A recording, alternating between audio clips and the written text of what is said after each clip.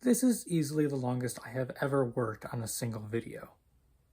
Most of the script was written in 2023, shortly after I beat Tears of the Kingdom. However, as time passed and my recency bias faded, some of my opinions on the game started to shift. So I will occasionally be interjecting here from the future when I feel my opinion on a certain topic has changed. The first thing you may wonder is whether this will be a spoiler review, so you can decide whether or not to continue watching. While I normally try to keep my videos as spoiler-free as possible, Nintendo revealed so few details leading up to this game's release, there's very little I can discuss without spoiling something. So I've segmented this video by how spoilery each section is, and the spoilers will get more intense as I go on. In fact, here's my list now, organized by what you should do in order to avoid getting spoiled by the following section.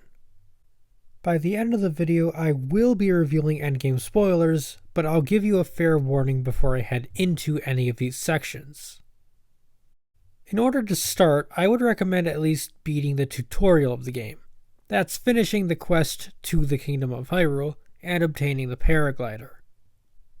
Once you've made it that far, you can at least start this video.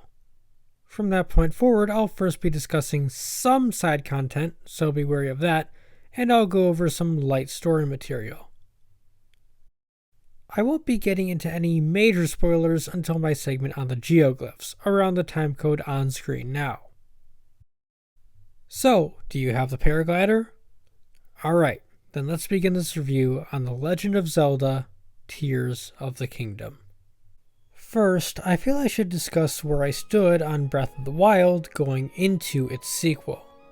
The very first game ranking video I made was for the year of 2017, where I gave much more succinct and, let's say, overconfident recaps of my feelings on games. It was there that I proclaimed Breath of the Wild to be the greatest game of all time. Now I can see why some may disagree. As the years have gone on, I've learned to accept that some of those games' flaws were bigger than I gave them credit for back in the day. With the benefit of hindsight, I'm much more disappointed in the Divine Beasts and their bosses, for example. That being said, I still love Breath of the Wild. Up until Tears of the Kingdom, I would have still considered it the best, most impressive game I'd ever played.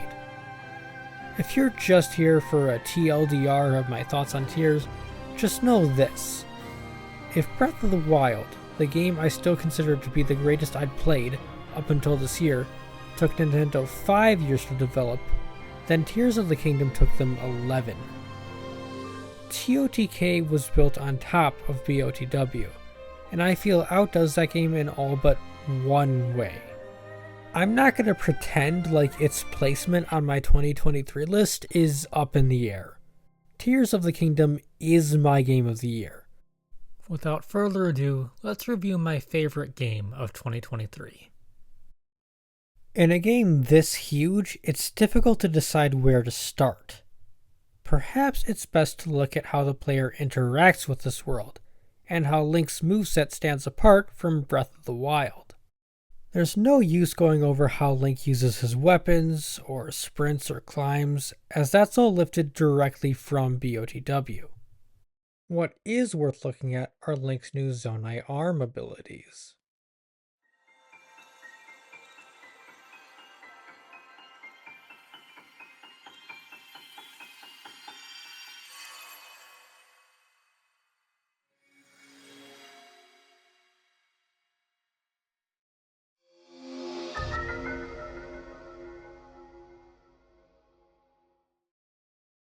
Let's start with the simplest, Ascend, which lets you pass through ceilings. At first, I was worried it may be too OP, allowing you to phase through literally anything above you, no matter how high, trivializing getting to Sky Islands. Thankfully, there is a ceiling, and it can't pass through particularly rugged terrain either. Ascend doesn't sound too exciting though. It's hard to fathom how far you can really push that concept. It may not seem as fun as any of BOTW's runes, but it aids in your exploration-based moveset so well that it becomes difficult to live without. I've even heard some mention that Ascend kinda ruined other games for them because now they keep wanting to use it outside tiers. Where this mechanic shines best is arguably inside caves. In a typical adventure game, caves need to be double-ended, or you risk forcing the player to tediously backtrack their way out once they reach the deepest point. In tiers, this is no longer an issue.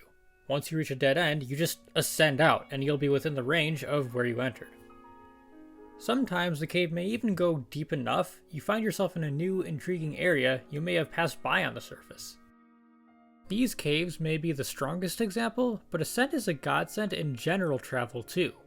Plenty of cliff climbing or even sky island trotting is made easier by the ability to instantly swim up any relatively flat surface. Recall is similar to Ascend in that it's harder to go in depth with, but it's certainly easier to get excited about the ability to rewind any inanimate, movable object. I mean, first of all, let's acknowledge the elephant in the room. This may be the most technically impressive ability in the game.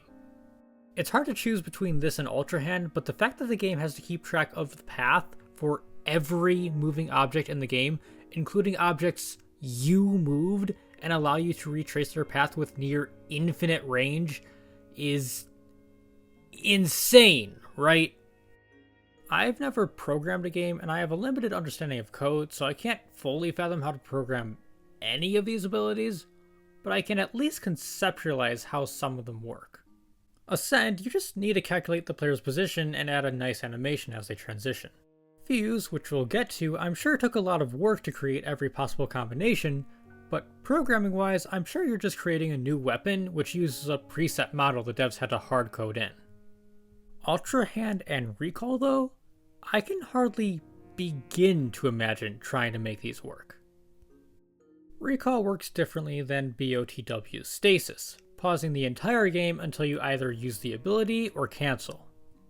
Any object you use it on will actually pause for a couple seconds before reversing, meaning you can use it to temporarily stop an object in place, much like using Stasis on an item to stop its momentum. This ability solves the annoyance many games have where you can lose tons of progress by dropping a mechanism or falling off yourself. Sometimes. Because the entire screen stops when you use Recall, as long as the mechanism is on screen, you can reverse its path back to you. If you fell with the object and you're able to stand on it, using Recall can bring you and the mechanism back up together. Its puzzle-solving capabilities, though, that's where I feel it's best to just say, it can break the game if you like. Again, any movable object can be reversed. That includes objects you move with Ultra Hand. Combine the two and, yeah, mastering this ability can probably get you just about anywhere. Before we talk about the other busted ability, let me discuss Fuse, the ability to combine just about any materials to your currently assigned weapon or shield. The inventiveness this ability allows speaks for itself. Any weapon you wield can essentially become whatever you want it to. If you want to use the Master Sword as a fan, no big deal. Attaching bombs to shields to gain bomb jumps, minecarts to skateboard anywhere, putting a Zonai device on your weapon to discharge electricity from a soup ladle? Go right ahead. What I think many of us missed though is how this mechanic addresses two of BOTW's biggest shortcomings for some: a lack of uses for materials and weapon durability. If you didn't like weapon durability in BOTW, I can't speak to whether or not you'll find it better in TOTK, but I do think the Fuse ability largely fixes many of the issues some had with it. Granted, I never had much of an issue with durability myself. I wasn't so sure going into BOTW, but I quickly learned to accept it as part of the game, and appreciate it for how the game was designed around that concept. I can understand where some are coming from in their distaste for it though. As someone who saves most of their 50 plus health regens for the final boss in most games, I get not wanting to waste your most powerful weapons on lesser enemies. I think the biggest issue for some with BOTW's system was the lack of a way to permanently upgrade your gear. For example, if you use a giant Frostblade, you just lose it until you can find another. There's no way to ensure you'll get another without actively seeking a second Frostblade. In TOTK though, there are no Great Frostblades in the first place, nor any unfused elemental weapons. If you want a Frostblade, you just drop an ice elemental material, like an Ice Keys Eyeball, fuse it to your two-handed weapon, and you've got a homemade Frostblade. If you want to ensure you can have a backup, you just need to make sure to have more ice elemental materials. That's the other issue Fuse addresses, lack of uses for materials. In BOTW, I must admit, many materials kinda just existed for armor upgrades, and nothing else. Once you'd upgraded enough armor sets, or exchanged enough parts with Kilton, there wasn't much reason to go after bokoblins anymore. Enemies existed in that game as obstacles first, and useful to the player second. Tyr's ability to fuse monster parts to weapons though, that makes every monster more worth killing. Bokoblin horns add to the strength of your weapons, making it easier to kill tougher enemies later. Then you can use their materials to create stronger weapons still. Hoarding materials feels worth it beyond the general sense of what if a side quest requires these. And all you need to do to ensure a consistent stash of strong weapons is have enough tough materials. Once you've killed enough silver bokoblins, you'll be able to make a decent weapon out of literally anything you pick up, so you don't have to worry about wasting anything. While on the topic of enemies, I think this is a good place to quickly bring up Fuse also resulted in enemies different tiers having unique horn designs. Red bokoblins have a single horn, blue have 2, black have 3, and silver bokoblins have this stupid looking puffball on the end of theirs. It's not a big change, but it helps to identify which enemy tier you're looking at beyond just the color. Whether or not intentional, I imagine this change could help those with colorblindness, so it's nice to see. I am going to take a moment to bring up my first criticism though. Because of Fuse and just the ability to throw items, you now have this materials menu in place of the runes one. The ability to throw items and easily access them through this instead of the pause menu is awesome. But with so many materials, you inevitably end up needing to scroll a long way for a less used collectible. There are a few sorting options, by Fuse attack power, by type, and by most used. These options are great, especially the most used option, but I feel this menu could have been handled a bit better. My fix is simple: folders. Allow the player to create a few lists of their own, containing specific items. I feel folders would benefit the UI as a whole, possibly even allowing you to create folders of armor so you can easily access your favorites instead of having to memorize their placements in the shifting pause menu. With that aside, it's time to discuss the other ridiculously broken rune replacement, Ultra Hand. Ultra Hand is like Magnesis from BOTW, except it can be used on literally anything, and you can reorient the object by rotating it on 2 axes. This alone is OP enough and comes with hidden quality of life features. For example, in BOTW, if you killed an enemy over lava, you just lost those materials. There was rarely any way to retrieve them. In TOTK, you can literally just Ultra Hand the materials to yourself, meaning anything within range can be grabbed regardless of its placement. Rotation is a quality of life upgrade too. If you're trying to build a bridge, you don't have to set it down to lay it flat and then pick it up again. You can just orient it in the exact position you want to get across. In fact, pressing ZL will automatically flatten whatever object you're holding with no manual rotation required. What truly makes Ultra Hand broken beyond belief is the fact you can stick objects together, including mechanisms. Any contraption you can MacGyver together will work exactly as you'd expect it to, and perhaps craziest of all is this rule applies to the control stick. Attaching this to any vehicle will make said vehicle drivable, like a car. It doesn't matter what you build, if you slap one of these on there, it'll work, at least until your limited battery runs out. I've also got to give the devs props for determining when to turn off contraptions Link jumps off of. Some will keep running independent of Link, while others will only activate as long as he's actively on top of them, automatically shutting off when he leaves to conserve battery. Somehow, I never found the game made the wrong decision. It always knew which option I wanted. The ability to take any materials you've glued together and accurately predict how they should work as a vehicle is just insane, and it's where a lot of this game's experimentation truly goes wild. I always felt that BOTW was a freeing game. I always thought that its physics engine was wild, no pun intended. But giving the player freedom to do just about everything they could in that game and then letting them build whatever and still finding ways to circumvent these absolutely OP abilities for puzzle solving, TOTK is without a shadow of a doubt the most ambitious game I've played in that regard. But what is a robust physics engine without a world to use it in? Let's start with the all-new additions to Hyrule, the Sky Islands.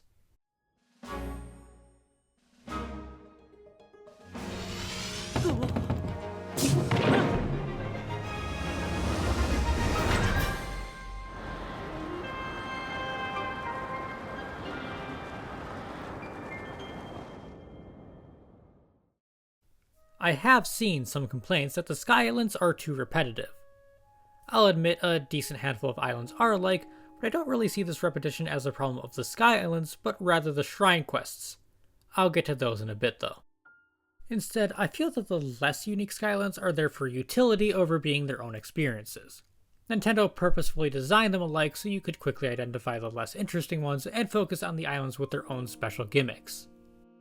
In reusing Breath of the Wild's Hyrule, the biggest map in the series by far, and expanding upon that too, Nintendo had to come up with a way for faster travel. From the developer's standpoint, you want to make sure the player doesn't feel like they have to retread familiar ground, but you also don't want to prevent them from noticing anything that may interest them between points A and B. An overhead view then is the perfect solution. While on the surface, a high mountain is still just as much of an obstacle, yet to players who want to focus on what's on the other side, it becomes but a landmark. These samey islands are peppered about where it's useful to have a high up vantage point to survey and leap from. The more specialized islands become identifiable from a distance by their shape alone. These islands are host to some of my favorite puzzles, some of the most classic Zelda feeling conundrums you'll find. I don't care how many Zelda games I play, I'll never get sick of light reflection puzzles.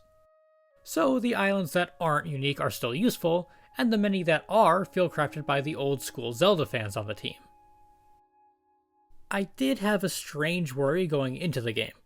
Given that we're traversing the same Hyrule, albeit a remixed one, I was concerned that the Sky Islands would be the best part of the game.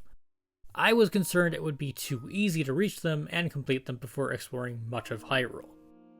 Thankfully, the Sky Islands are not all immediately easily accessible. Until you've upgraded your battery enough to get anywhere with flying devices, you'll have to find ways up to the islands from the surface. Well, I suppose somebody will probably find a way to reach all the islands without touching the surface, but my point is it'd take crazy effort to pull something like that off. More importantly, as much as I love these Skylands, Tears of the Kingdom changes and adds to Hyrule enough that the surface is still where you'll be spending the vast majority of your time.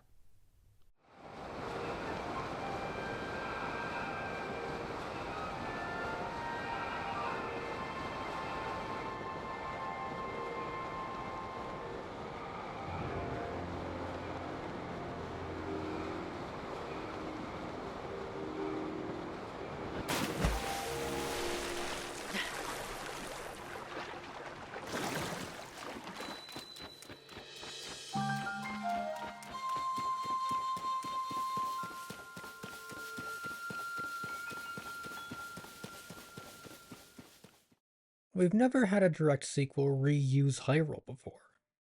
One could argue A Link Between Worlds is a Link to the Past sequel, but there's still a 20-year gap in technology, and presumably a much longer gap in universe.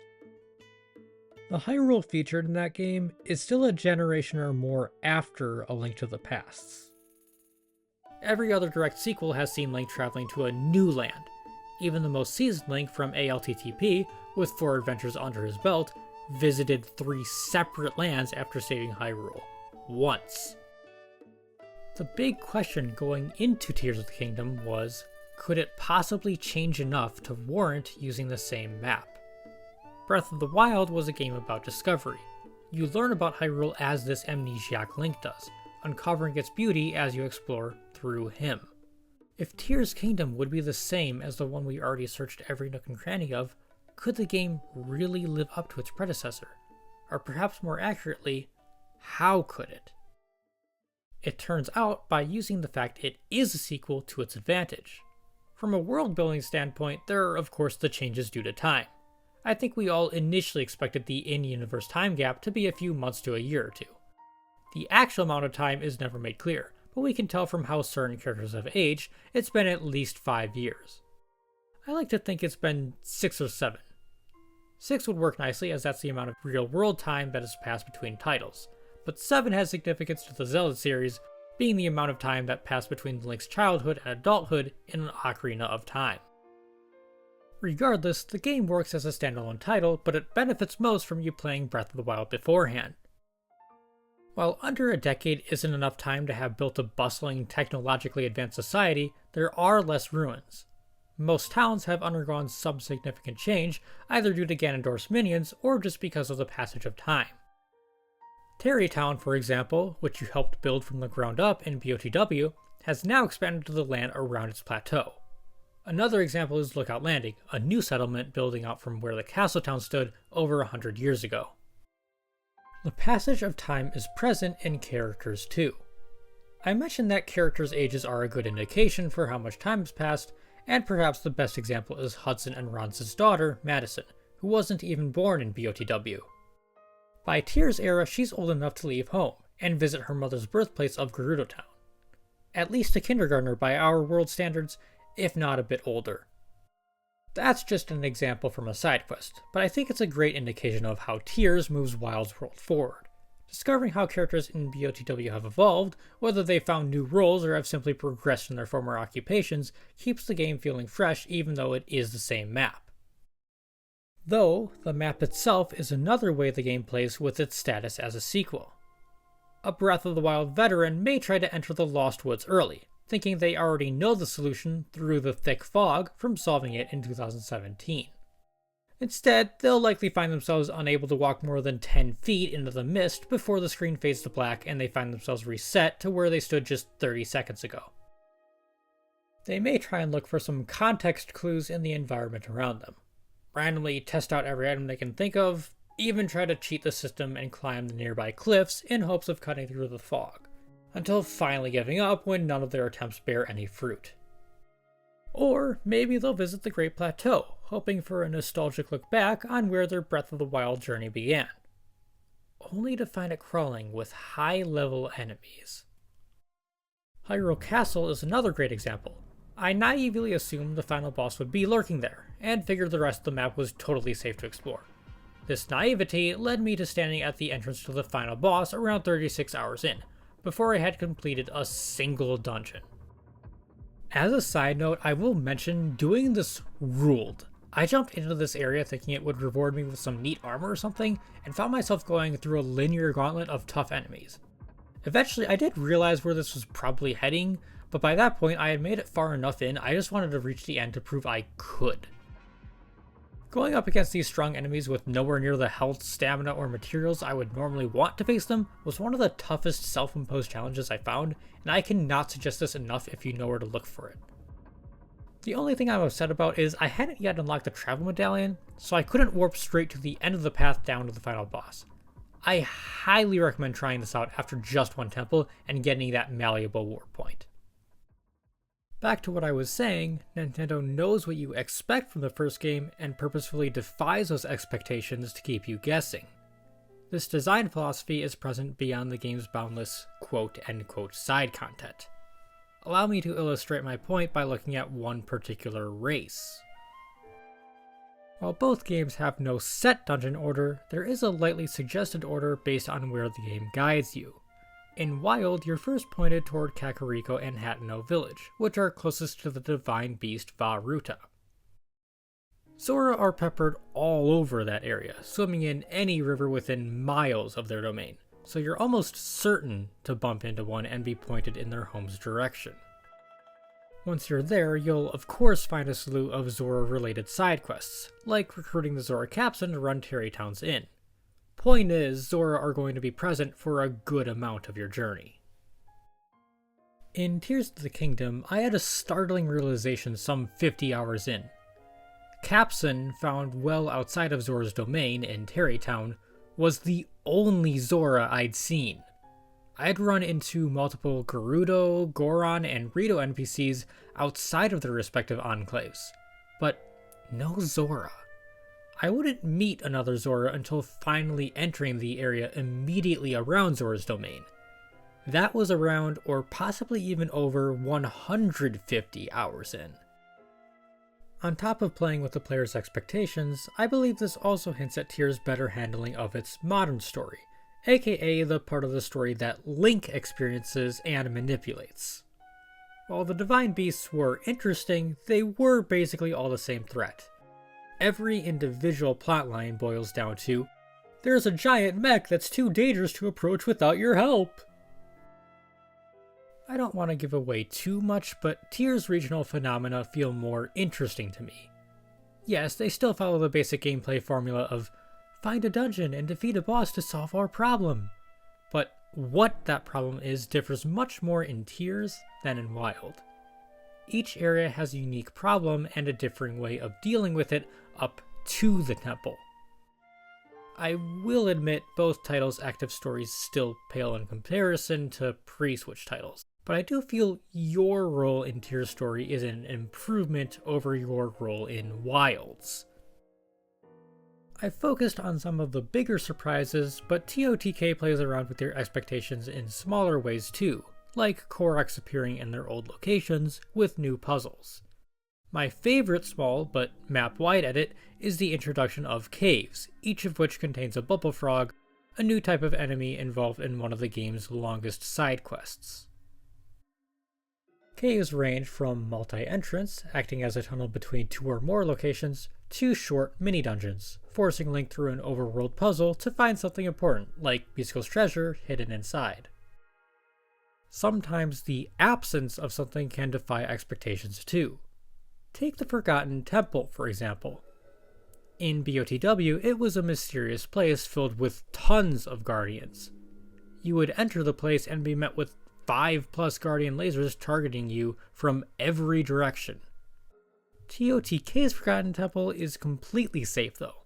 There are no guardians, nor Sheikah technology whatsoever. This does bring me to a complaint I've seen others bring up that I completely disagree with. I've seen some state they don't consider TOTK a true BOTW sequel because of the lack of Sheikah tech, or references back to that game's story.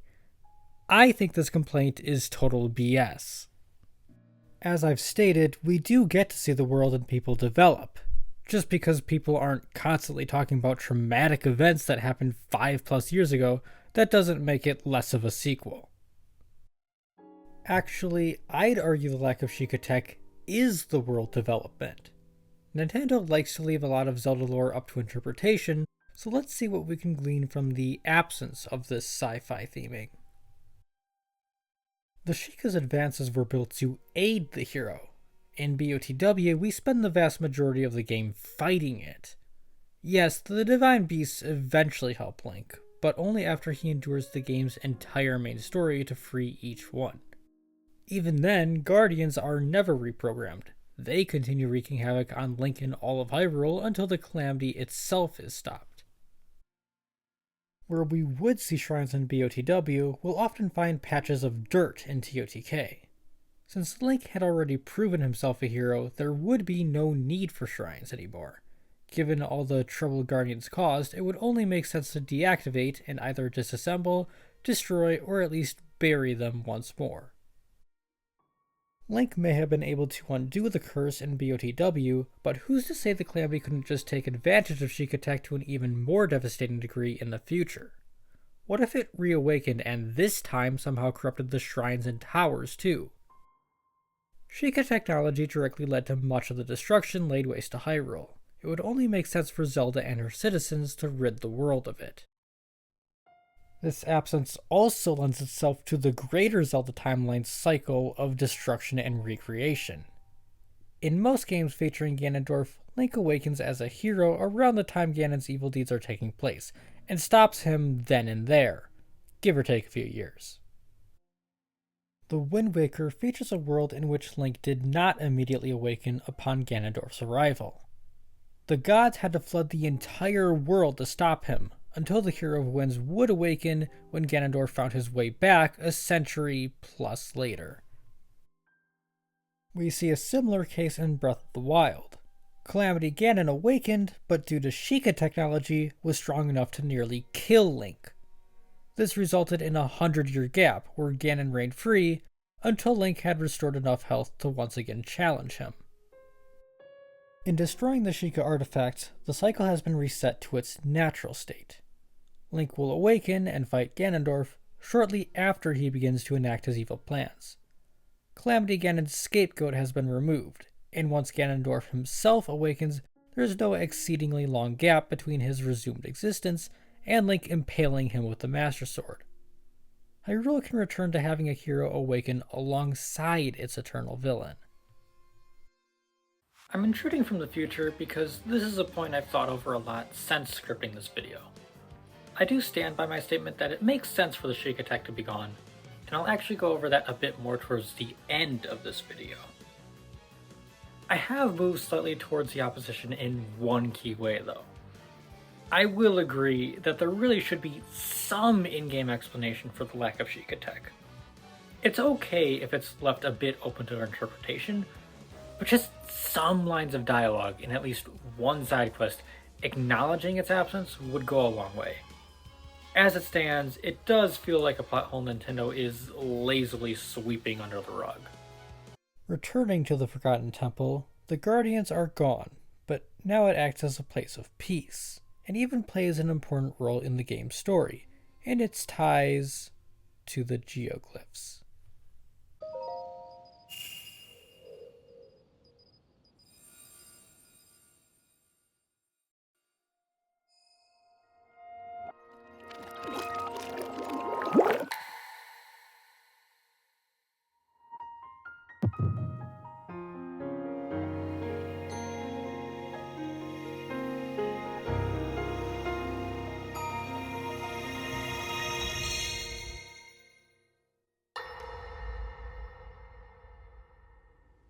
Here's your first spoiler warning.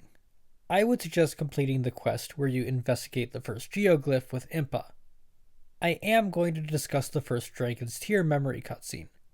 I will go over the lore implications of the first cutscene in the greater Zelda timeline, but we won't be going too in-depth on the rest of the game's story.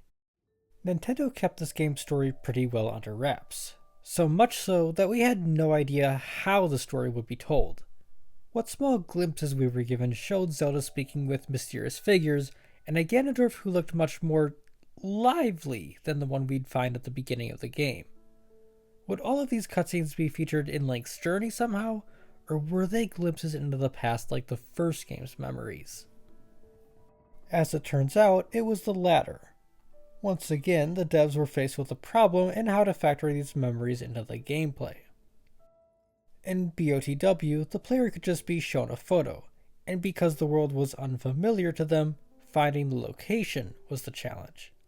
BOTW vets would know these locations pretty well though, trivializing the search.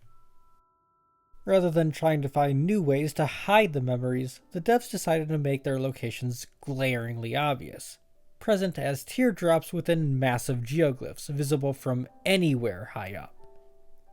Instead of getting up close to find the particular glowing spot of land, the player is encouraged to view the massive drawing from up high, looking for the filled-in tear shape. Once the player examines that puddle of water, we're met with a memory from the distant past. This brings me to an important distinction from BOTW's memories, which in my opinion makes TOTK's memories more important than its predecessors. In BOTW, Link is relayed the whole backstory right after completing the Great Plateaus tutorial. As fun as the memories may be, they're basically just for fun, expanding the story you already know by restoring Link's memories. The Dragon Tears are Zelda's side of the story. Because the Knight and Princess are separated, Zelda's journey is entirely cut off from yours. You're not just remembering details about the past, you're learning of an entirely new story.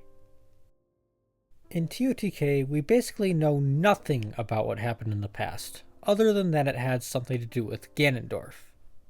You're not even given the story's resolution until beating your first dungeon, and even then there are still aspects of the story you won't understand, such as Zelda's disappearance.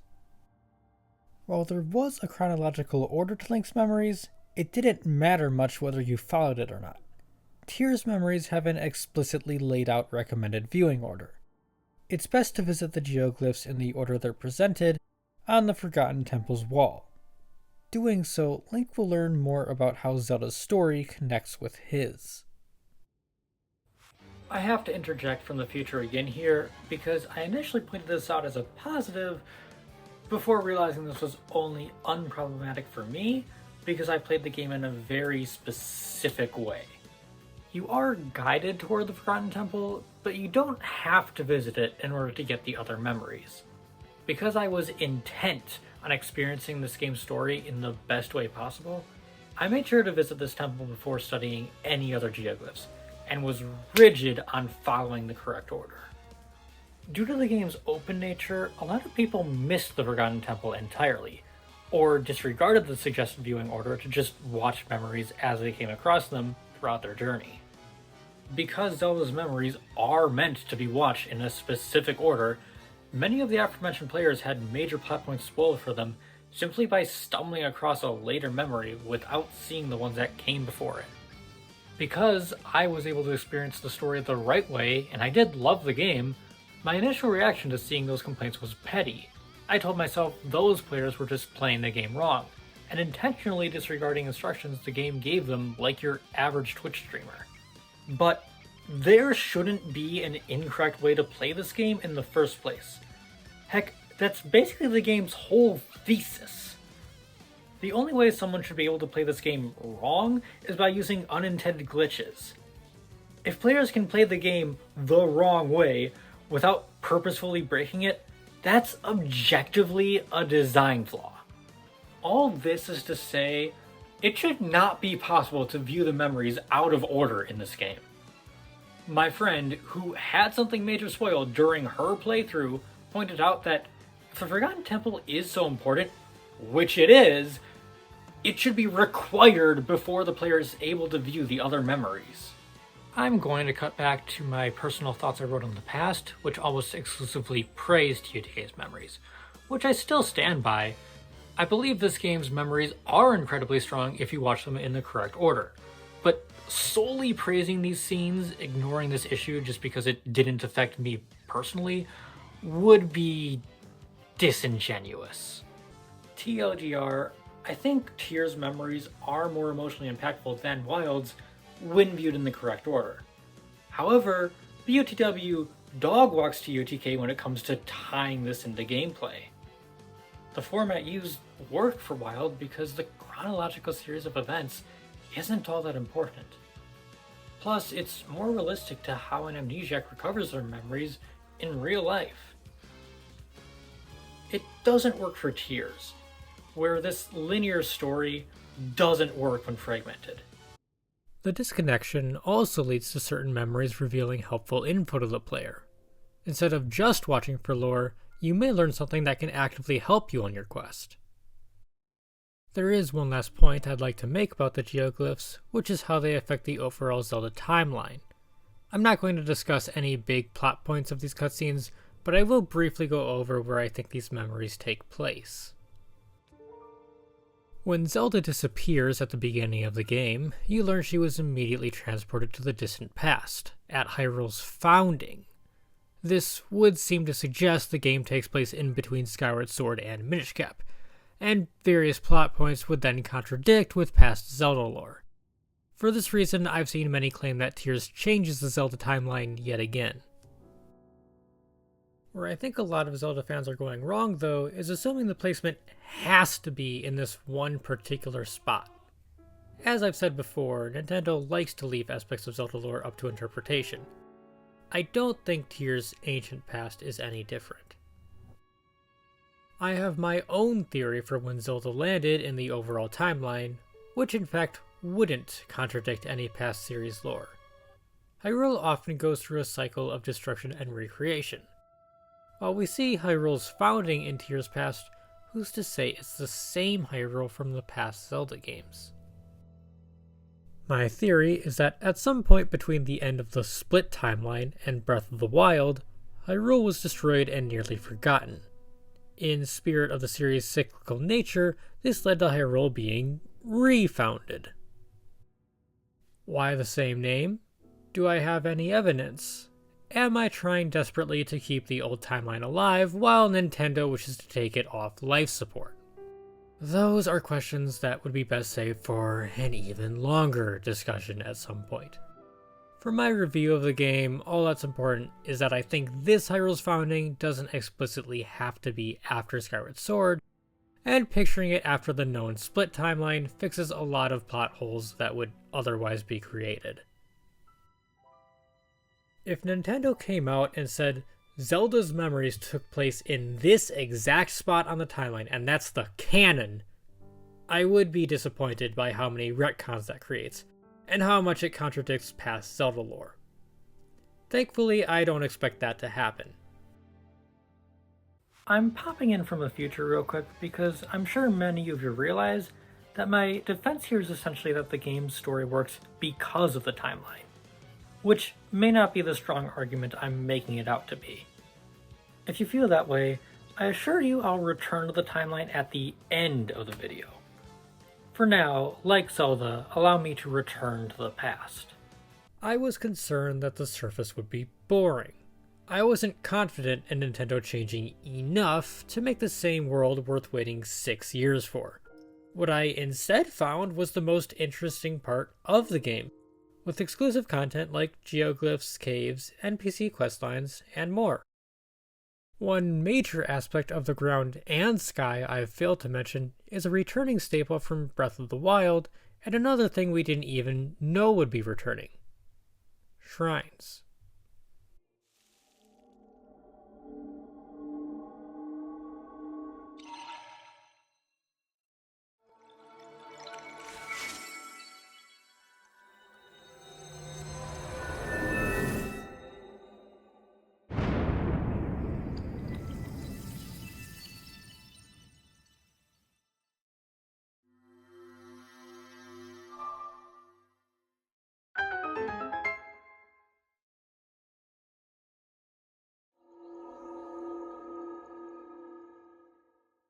Breath of the Wild shrines benefited from Link's OP abilities. The same shrine could either be a micro-dungeon solved via a laid-out solution, or you could break the puzzle in half and get through in the goofiest way possible. Tears continues this trend, though in a game where you can summon a flying machine wherever, there naturally had to be some restrictions. The only limitations implemented are the inability to summon Zonai devices and use a spoiler mechanic we haven't talked about yet. You will have to rely on the devices the game hands you this time around, though any other materials are fair game. Except in a new type of shrine I refer to as Eventide shrines. One of BOTW's most memorable experiences is Eventide Island, where the game takes away all of your equipment and forces you to go through a long venture, returning orbs to pedestals to make a blessing shrine appear. There's no long challenge like that in TOTK. Instead, the Test of Strength shrines and Eventide were combined into mini Eventide-like shrines. In these, you have to beat all of the enemies with only the gear the shrine provides you. These are far better than the Test of Strength shrines and some of my favorites in the game. Though I do have one complaint. It feels like there are way too many blessing shrines. Shrines which act as a reward and don't have any fun puzzle or challenge of their own. I'm too lazy to count up every shrine in each game and figure out the statistics myself, so you have to forgive me if my math is off. But from researching online, it seems that there are 29 blessing shrines in BOTW. TOTK has around 49. The amount isn't the only issue, it's why some shrines are blessings. In BOTW, most blessing shrines felt earned. They usually had some interesting questline tied to them. In TOTK, so many of the blessing shrines are obtained one of two ways. There are these Beam of Light quests, where a beam of light connects a shrine altar to a crystal, and you have to bring the crystal to the altar. These are present on land and in the sky, but are especially prevalent on the floating islands. This is what I was talking about when I said the monotony of some sky islands is more so due to the shrines up there than the islands themselves. On the surface, there are cave blessings, which are shrines that are just hidden in caves. I love caves, but I can't say they're often challenging enough to warrant a blessing. Especially given, and this is a positive, you can pinpoint where shrines are, and therefore know when there's a cave containing a shrine nearby. Finding shrines within the Sky Islands is easy enough since your options are more limited, but it was already difficult to find them all on the surface in BOTW. One thing I never brought up in my BOTW review is difficulty finding the last few shrines. Yes, you have the Shrine Finder, but they're not found in a set pattern on the map. Without turning to the internet, you just have to try and scout out patches without shrines, and run around there hoping your sensor picks something up. Now that the surface has so much more verticality and so many caves, it's even more difficult to find shrines without any form of guidance. If the game just gave the player an exact location on a map though, that would harm the game's core of exploration. How could you still require the player to explore to find the shrines, while also preventing them from running in circles looking for caves that may or may not exist? For this next section, I would recommend completing the quest Camera Work in the Depths, where you obtain the camera rune from Robbie. The answer lies in one of the biggest secrets Nintendo kept. Possibly the biggest secret Nintendo has ever kept before release.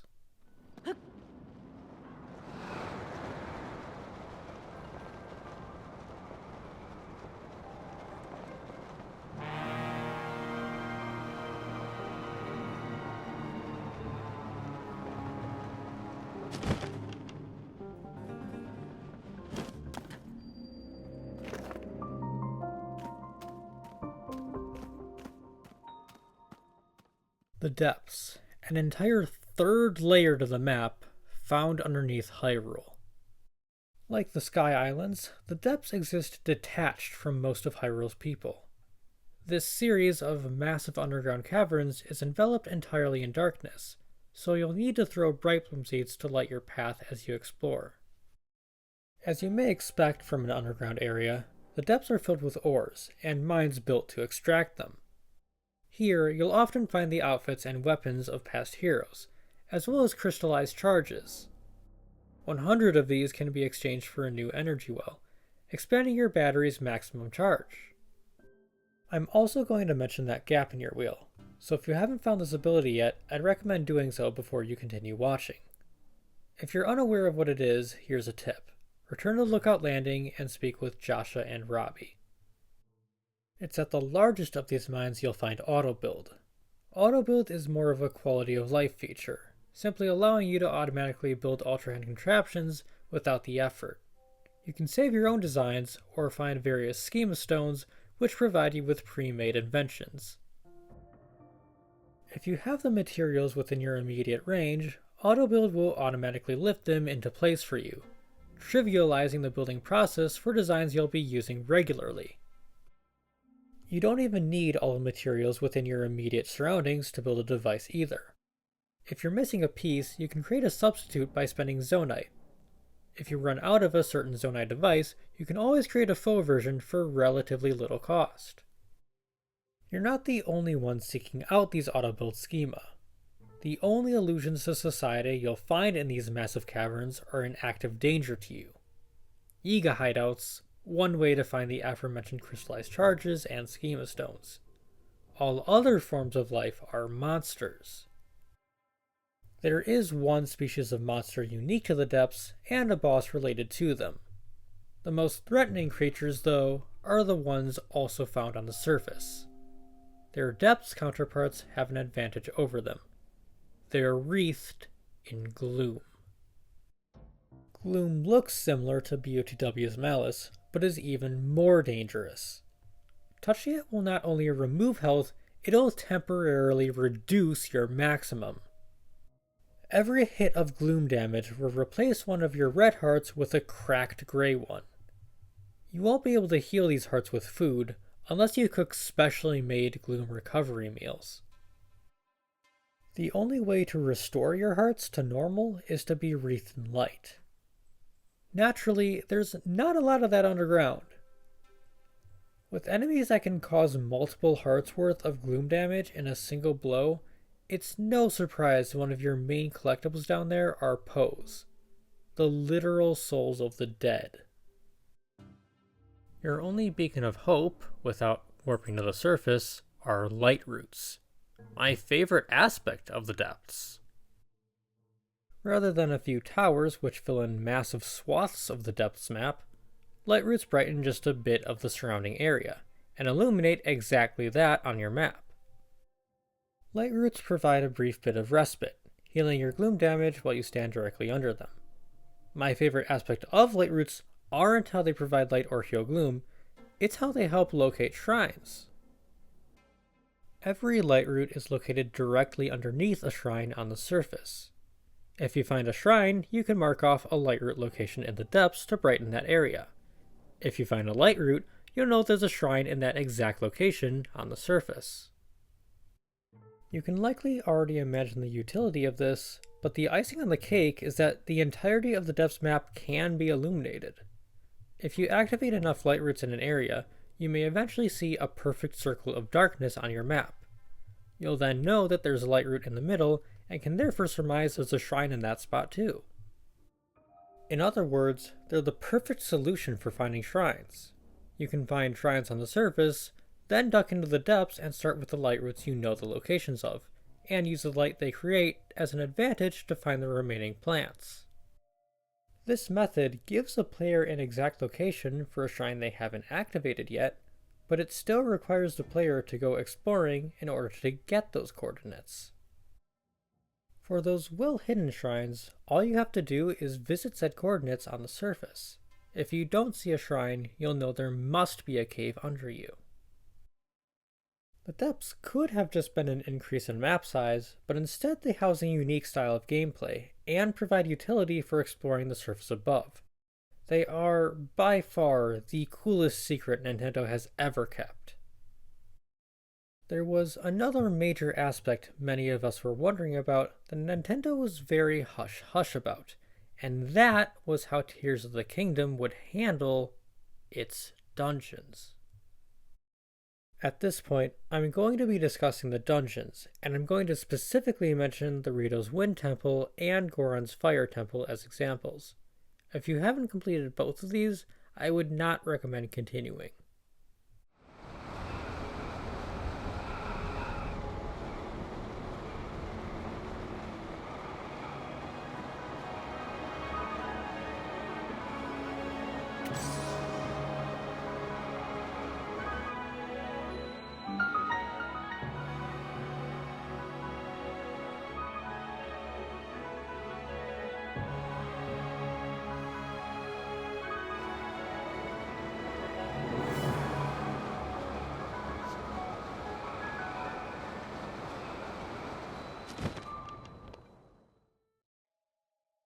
I liked the Divine Beasts in Breath of the Wild, but like many pre-BOTW Zelda fans, that was one aspect which I felt strayed too far from what made its predecessors special.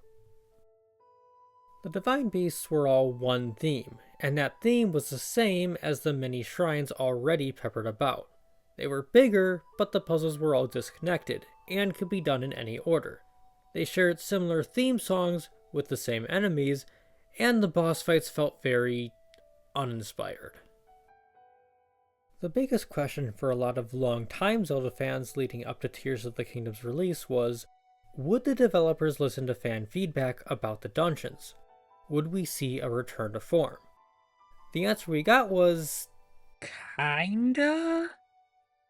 When it comes to theme, music, bosses, and dungeon items, TOTK blows BOTW out of the water. At some point leading up to the temple, you'll gain a new sidekick. These helpers act as dungeon items in a way, granting you new abilities which have to be used to complete the dungeon. These abilities also help in general gameplay outside of the dungeon too, but are never required like past dungeon items, similar to BOTW's Champion's abilities. For example, Tulin Laredo will unleash a gust of wind that can blow enemies away or give you a speed boost in mid-air. Yunobo the Goron can be shot off to smash into enemies or obstacles, shattering certain walls, including Marbled Rock Roast, which only he can destroy. He'll also automatically leap on any vehicle you build, acting as a sort of cannon. I already touched on this a bit, but the story benefits from being a sequel to BOTW. Not only do you get to see how the characters who helped you in BOTW have changed, the scenarios are also more unique, now that the threats are entirely different from one another. The scenarios leading up to the dungeon aren't the only unique aspects. The temples themselves are now themed beyond their element. The Wind Temple, for example, is a massive floating ship built by a Zonai in ancient times as a gift to the Rito. The Fire Temple is completely different, in that you're exploring the ruins of an abandoned ancient Goron civilization. Upon entering a temple, you'll quickly come face to face with the central Zonai activation panel, which will create a warp point. You'll then be instructed by a mysterious voice to activate 4 or 5 devices within the temple, all of which must be triggered using your helper's ability. TOTK's dungeons begin with light ambient music like BOTW's Divine Beast themes, but with every device you activate, the music builds, becoming more resplendent, with the final phase being reminiscent of the grandiose themes we missed in former Zelda games. TOTK's music overall is an improvement over BOTW's in my opinion. I'll touch on that later, but I feel the improvement is most clear within these temples. My only complaint with the dungeon music in TOTK is that upon activating the final device, the music swells triumphantly and then stops, leaving you with silence rather than the fantastic theme you've been building up to. Though I can understand this decision too. The silence leaves you anxious to discover what boss will burst out once you activate the central Zonai device. Once you do, thank Hylia, these bosses are so much more interesting than BOTW's Blights. The Blights had 2 major issues. The first is that there's no special way to defeat them. They're just tougher enemies with bigger health bars. Thunderblight Ganon, requiring the player to lift a metal spike with magnesis so it would strike itself with lightning, is pretty much the only puzzle in any of the boss fights. The other issue is the same as the Divine Beasts themselves. They all share the same visual theme. If you ask me to picture Fireblight Ganon, there's a good chance I might just think of Windblight Ganon's design just holding an axe instead of an arm cannon, or vice versa. TOTK's bosses, thankfully, go back to classic Zelda's roots. Each one is markedly different from their counterparts in the other temples, both visually and in terms of how you fight them. Because the game is still open world, and the designers still wanted to test players who headed straight for the final boss, there's still a boss rush before fighting Ganondorf himself. Meaning these bosses did have to be designed so you could beat them without your partner's abilities. However, each fight benefits greatly from using your sidekick's extra power, and are often more fun when doing so. The elements of figuring out how to beat a boss are back in Tears of the Kingdom, making every boss fight far more memorable. So, why do I say the temples are only kinda a return to form? It sounds like the devs took feedback on what we wanted out of BOTW's temples and gave us just that. Well, they did, in every way except mechanically. As happy as I am with all the direct upgrades the temples got from the Divine Beasts, they're mechanically quite similar. Classic Zelda dungeons were more linear.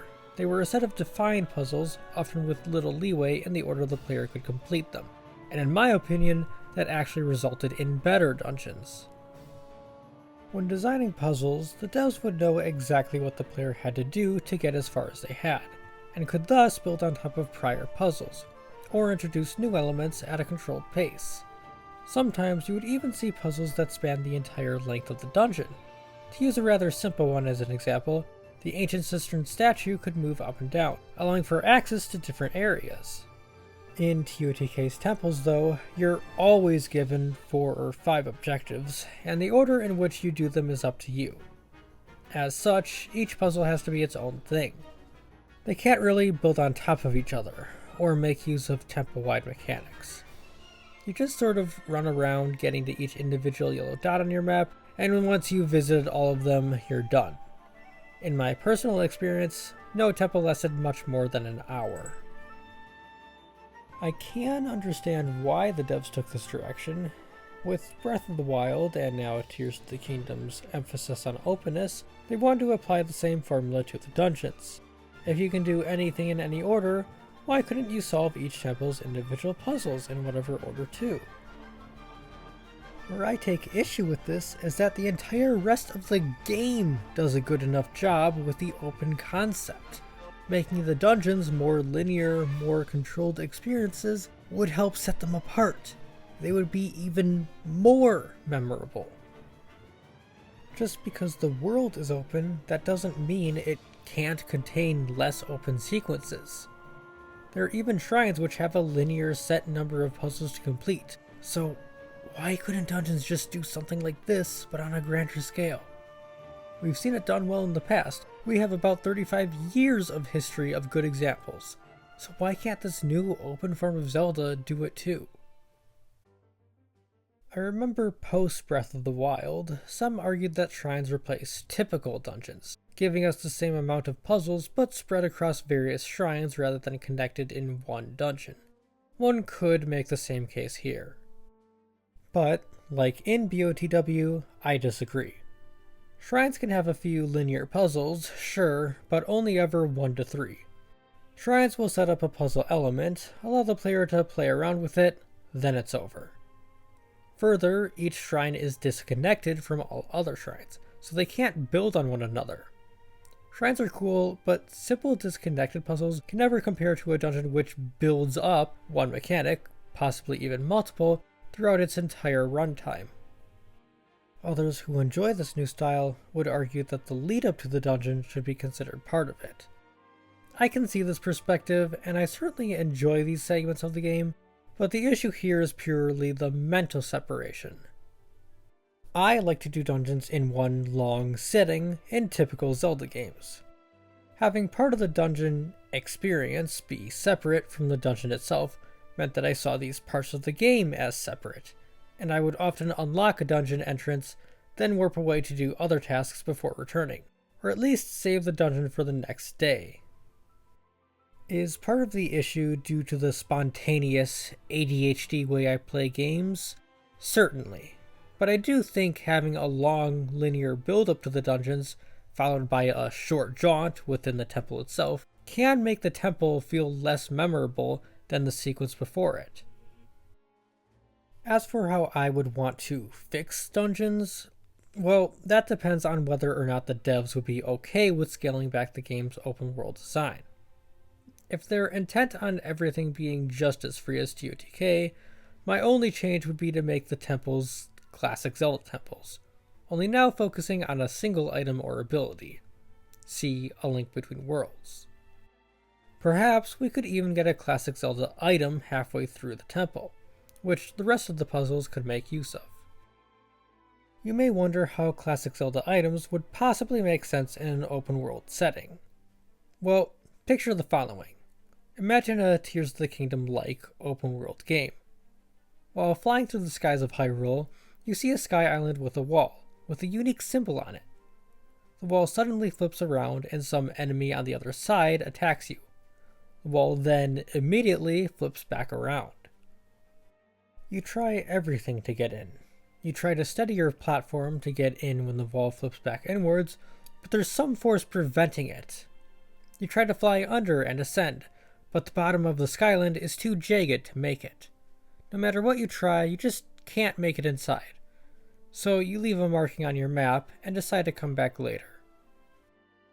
Many hours later, you're in a dungeon, and after defeating a mini-boss, you open up a chest. Inside, you find a claw shot. The rest of the temple features several of those same markings you saw on that one skyland, and the boss even requires some unique use of the item. After beating the temple, you know exactly what to use the claw shot for. You head straight to the Skyland, take aim at the now recognizable claw shot symbol, and fire. As soon as Link lands on the wall, it flips around, revealing that enemy you wanted to defeat and a shrine. This is how I would implement classic Zelda items in an open world game. They wouldn't be required to beat it, of course, but there may be shrines, quests, or other secrets you can't get to without them. We can actually start to see that concept in TOTK. Enoble's Charge is the only thing that can destroy marbled rock walls, and certain non-required caves in the game require breaking these to progress. The Zelda devs obviously aren't completely against this idea, so I'd like to see it expanded upon if we get another TOTK-like game. The only issue still present with this concept is that temples which can be completed in any order can't build on one another. In Ocarina of Time, you got the slingshot in the first dungeon. The second dungeon, then, could design puzzles requiring both the slingshot and the bomb bag you find within it. The third temple could design puzzles around the slingshot, bomb bag, and later the boomerang you find there. If the player can do any temple in any order, you can only design puzzles around what's required to enter the temple. So, if we are willing to scale back the openness a bit more, I would like to see a return to required dungeon order. How is the game still open if you can't do any temple in any order? Well, you can still get to the locations early, you could still visit the site of the fourth temple before doing your first, you just wouldn't be able to enter without whatever item you find in the third temple. I can see why the devs may not want to take away from the free-roaming nature of this new style of Zelda, but I personally feel like scaling things back at least a bit, be it more overworld puzzles that require dungeon items, or even a set dungeon order again, would truly be the best of both worlds. Now that I've started complaining, let me compile the rest of my bemoaning into this one stretch of video.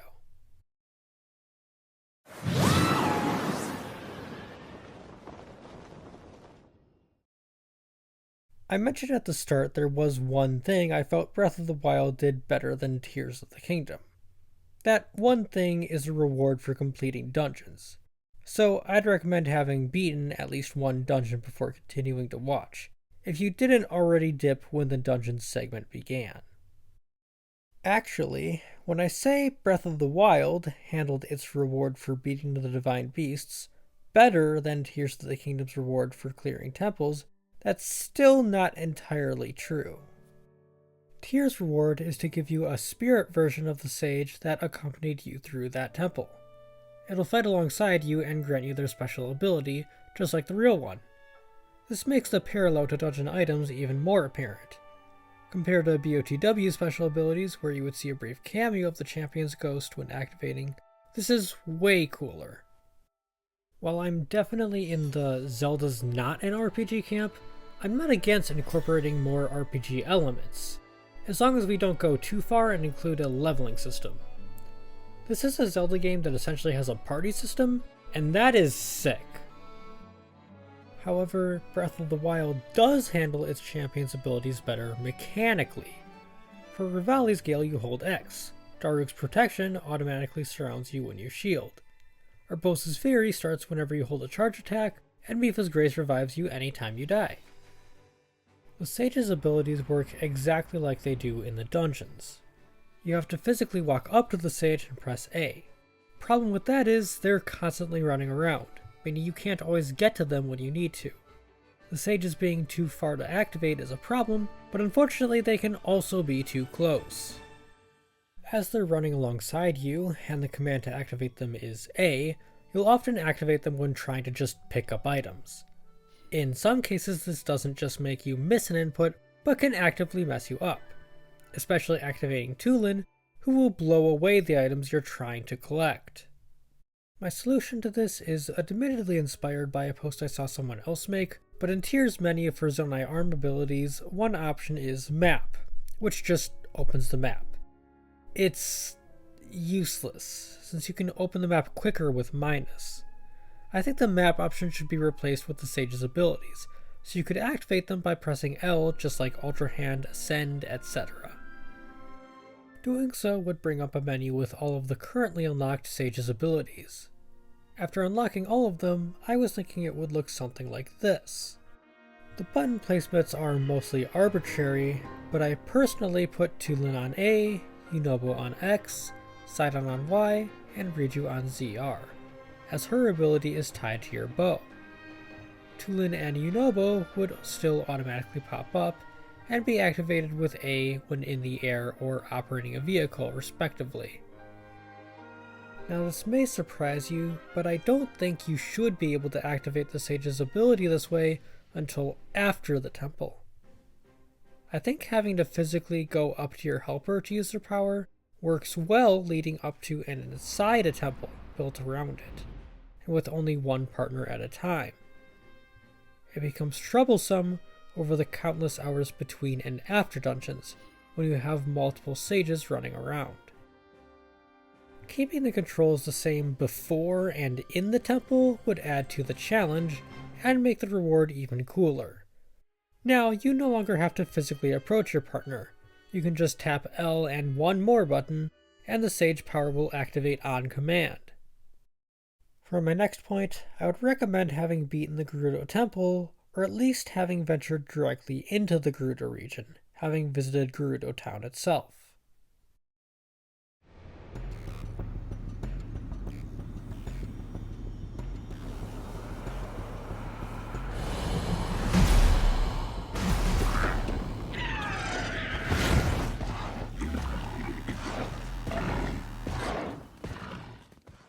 In my somewhat poorly aged Breath of the Wild review for my first game ranking video, one of the few complaints I did list was disappointment in the lack of enemy variety. One thing we were basically guaranteed here was more enemies, and on that front, Tears of the Kingdom delivered. I must say, this is the first time in my life I've ever felt excited seeing a like. The start of this game is when the enemy variety is most exciting, never knowing when or where you'll meet a new foe.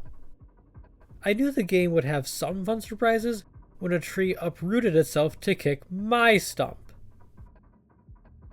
Though I think what Tears of the Kingdom made me realize is it's not just about the number of different enemies, but when you meet them. I'm glad to see so many new and returning villains, but the surprises stopped a lot quicker than I had hoped. The thing is, most enemies, barring bosses, are found throughout the entire map. There are elemental variants of different enemies that have a more limited range of areas you'll find them. For example, you'll still only find water Octoroks in water, and rock Octoroks up in mountains.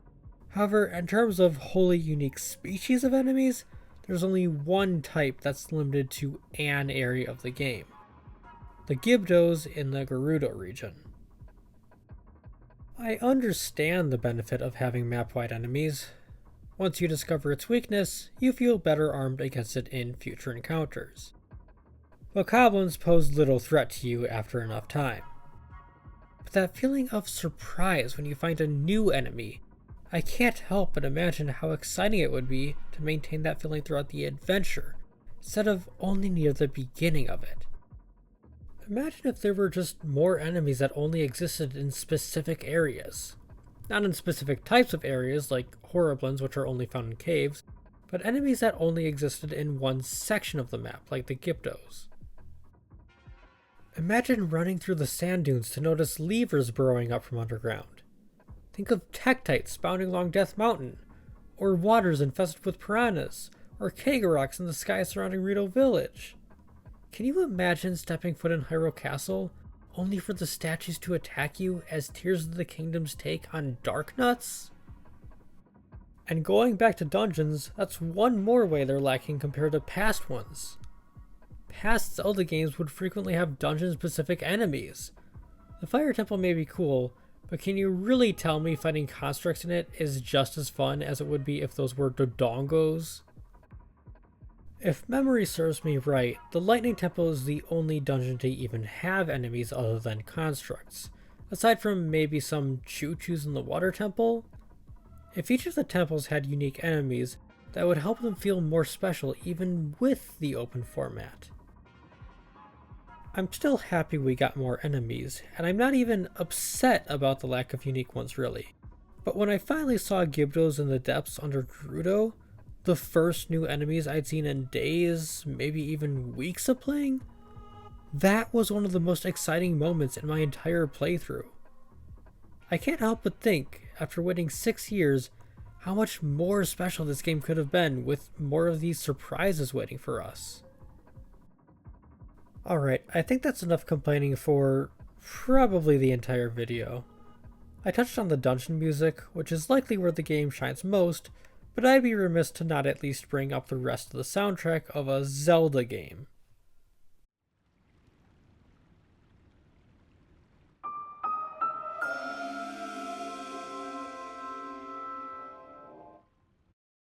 I was amongst those who were a tad disappointed with BOTW's OST.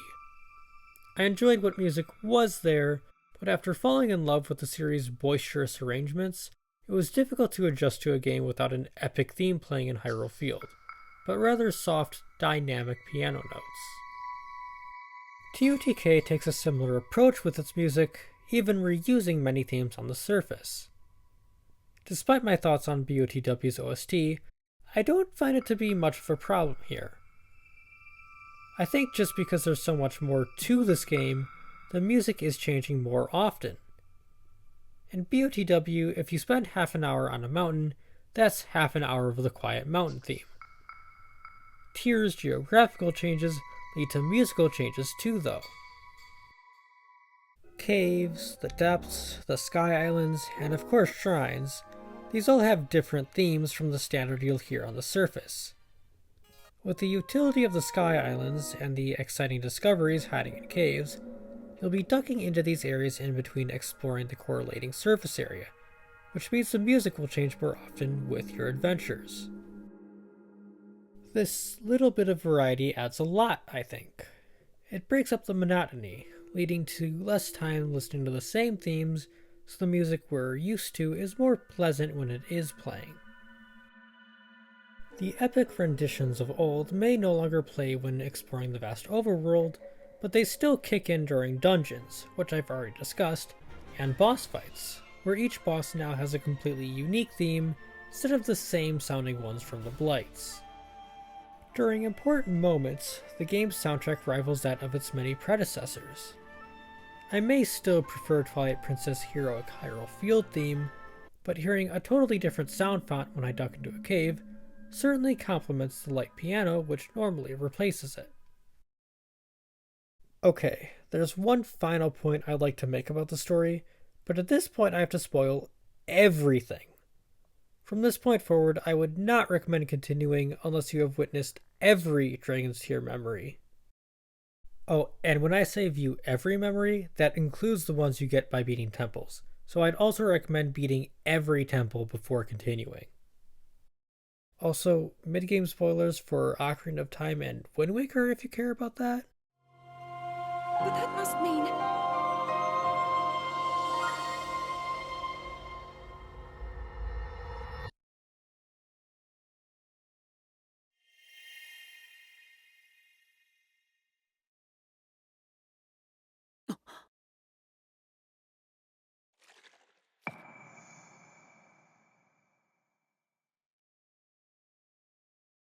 In most Zelda games, specifically ones featuring Ganon or Ganondorf, Link is fulfilling a destiny thrust on him by the gods and goddesses themselves, or people with direct ties to them.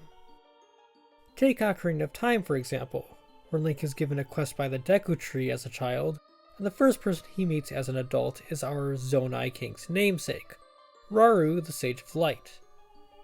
These are the figures that shape his path. Another example is the Wind Waker, where Link has to visit the Tower of the Gods to prove himself to them. Aside from the first two Zelda games, written before the series really started to focus on telling a story at all, any game with Ganon is going to feature gods or their sages to some degree. Even in Breath of the Wild, where the final boss is a mere puppet of Ganondorf, Link is aided by the Sheikah, a people devoted to the royal family and the goddess Hylia.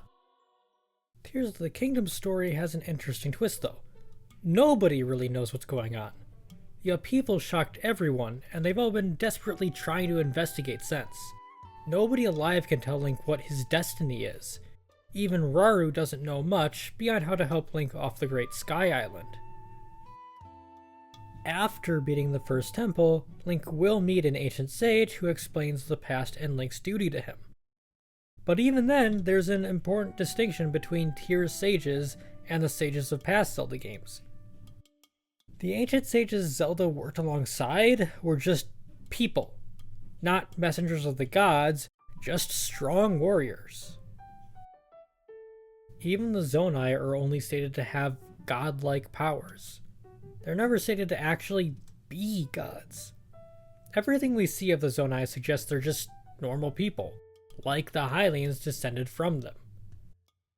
In fact, by Hyrule's founding, they're on the brink of extinction, and eventually the last remaining Zonai do pass on themselves. There are no gods, nor their followers aiding Link, but there is a plan laid out for him. The plan was to have Rauru seal Ganondorf for thousands of years, until a warrior strong enough to defeat him, Link, would awaken. To aid Link, each of the sages Rauru enlisted were told to pass on their knowledge. Mineru's soul was stored in the Purah Pad until Link could find it and build her mechanical body. The Master Sword's power would be restored over millennia, until the hero capable of wielding it would once again. What I love about Tears' story is how this plan is put into action. Just ask yourself a simple question. Who set all of this up for Link? Who was it that came up with the plan to defeat Ganondorf? Who contacted each of the sages to tell them of Link? Who devised the plan to have Mineru rest on the Purah Pad so a construct could return it to Link? Who plotted how to return the Master Sword to its wielder to finally strike the Demon King down thousands of years later? That's right. In Tears of the Kingdom, Link's great destiny isn't laid out by the gods or sages who receive their commands. The plot to defeat Ganondorf is laid out by Zelda herself. You may bring up Rauru. He was the one that sealed Ganondorf underground. Wasn't he the one who plotted on Link, putting the final nail in the coffin millennia later? It would seem that way at first, until you realize, the day before their battle with Ganondorf, Zelda told him what she found underground. After the sages are unable to defeat their foe, Rauru has three major epiphanies. He first recognizes that he was wrong to assume Zelda had arrived in a new past. That everything she told him about her future happened because of her arrival in his time. Second, he recognizes that Zelda will devise a plan to defeat Ganondorf after the battle. And third, that Zelda had unknowingly told him exactly what his role in said plan would be. In other words, even though Zelda had yet to devise the plot herself, Rauru still acted in accordance with it. Even though he may have been the one to kickstart the journey for Link to defeat Ganondorf in the future, it was Zelda who, without realizing it, told Rauru how to assist her knight. I love this. I love that Tears of the Kingdom's great destiny isn't a machination of gods or their servants, but the series' namesake. Princess Zelda has always been the wielder of the Triforce of Wisdom, and we've always seen this reflected in her personality. But Tears of the Kingdom is the first game to have this element of her character drive the plot. Having a plan that is devised, set up, and enacted by Zelda, instead of her simply playing a role in a great destiny, has cemented this iteration of the princess as my absolute favorite. Only Twilight Princess, my favorite game in the series, has a finale which feels as personal. that is your spoiler warning that I'm about to discuss the finale. Full endgame spoilers from this point forward. Do not continue if you have not beaten the game. The trope of you don't have to fight alone is a cliche. It's normal not to feel anything after seeing it done in countless other media. But when the sages arrive to back Link up for the final confrontation, it's different.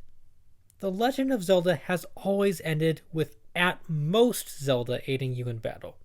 It's either her or no one else to fight alongside you against the Demon King. Tears of the Kingdom is all about connections though. Meeting allies which stick with you both spiritually and literally throughout your entire adventure is the main point. In a typical Zelda adventure, the secret stones would be the MacGuffins Link collects to defeat Ganondorf. In Tears of the Kingdom, however, those secret stones immediately resonate with Link's partners. Instead of collecting items, Link is forming bonds. So when the sages appear to fight the horde of monsters standing against Link, it isn't just the payoff to this particular game. This is the payoff to 37 years of games.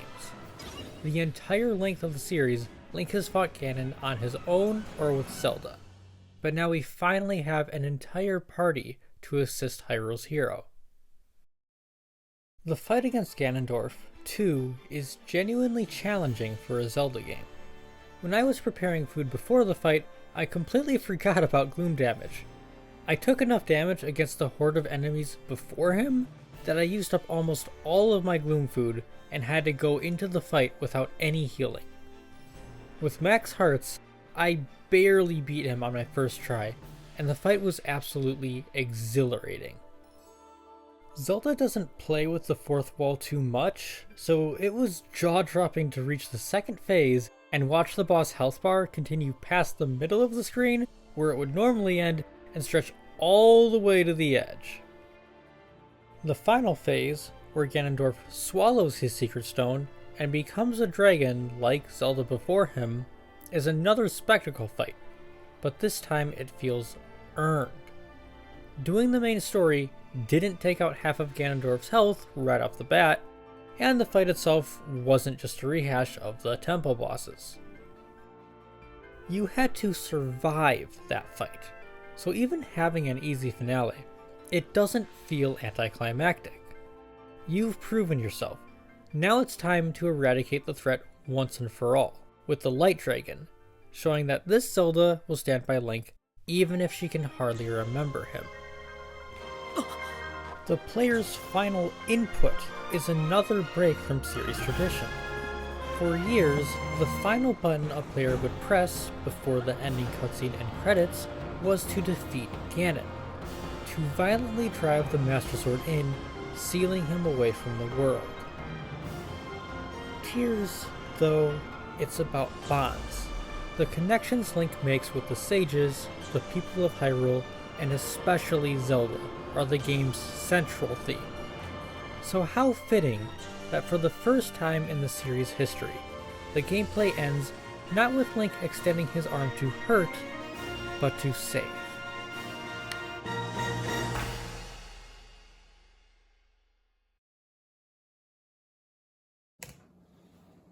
I'm recording this several months after I had scripted everything you've heard so far, and until I decided to write this part, this was where I was going to launch in my conclusion.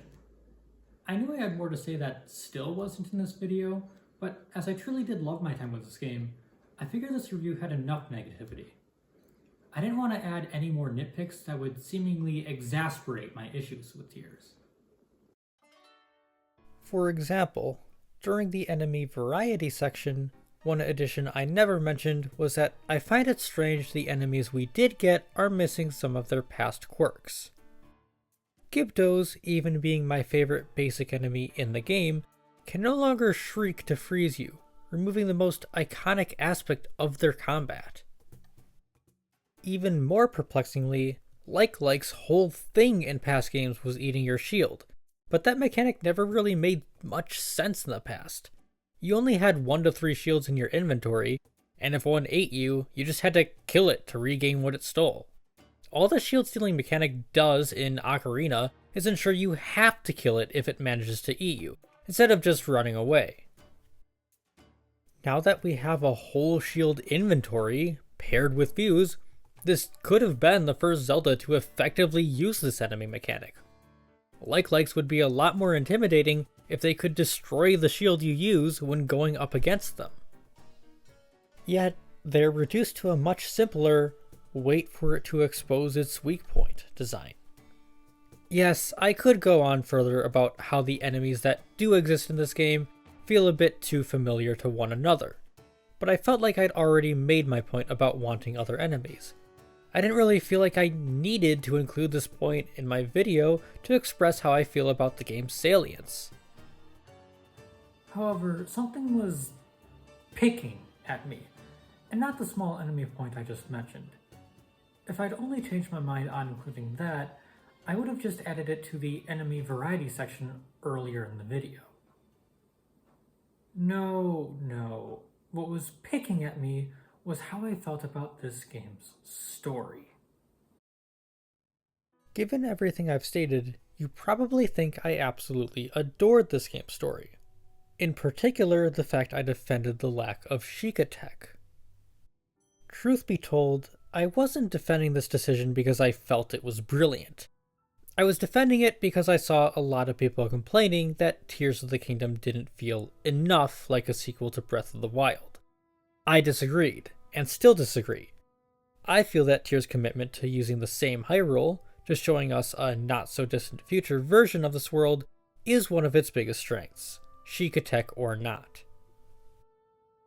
However, there is an underlying truth to my defense I hadn't quite figured out how to put into words, until plenty of time later. Which is, I think Tears of the Kingdom's story is only defensible as a sequel to Breath of the Wild. I think I've made it obvious I detest statements that Tears is just $70 DLC.